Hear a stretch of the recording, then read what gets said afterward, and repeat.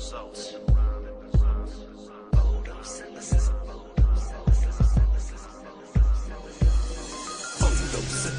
Let's get into this discussion of sunlight and Plants and humans are nothing alike. Hello, I'm Greta, the scientist who knows it all. Hannah, you're absolutely wrong. Both plants and humans need things to keep each other living.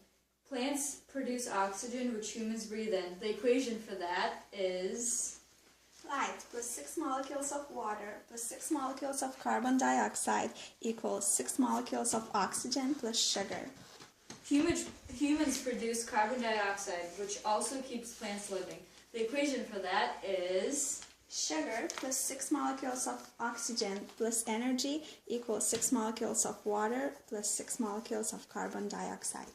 In both equations, they have the same elements, but they're reversed and in cellular respiration, they use energy instead of light. Cellular respiration occurs in the mitochondria, while photosynthesis occurs in the chloroplast.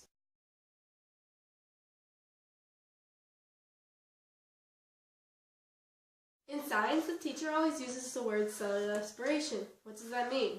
Oh, Hannah, you should know that cellular respiration is the process that releases energy by breaking down glucose and other food molecules in the presence of oxygen.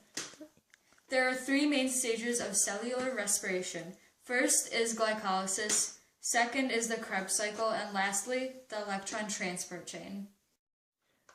I had a quiz and I thought I knew everything, but there was an extended response on glycolysis. I have no idea what glycolysis is. Glycolysis is the process in which one molecule of glucose is broken in half, producing two molecules of pyruvic acid, a 3-carbon compound. If oxygen is present, plants go through aerobic respiration, and if oxygen is not present, then plants go through anaerobic fermentation. Humans and plants go through the same fermentation, but split off because humans produce lactate while plants produce ethanol. How do I get the energy to do stuff? Photosynthesis and cellular respiration both produce ATP. Photosynthesis produces ATP from sunlight and water, which occurs in the light-dependent reaction. In cellular respiration, it extracts the energy stored in glucose and then stores it in ATP.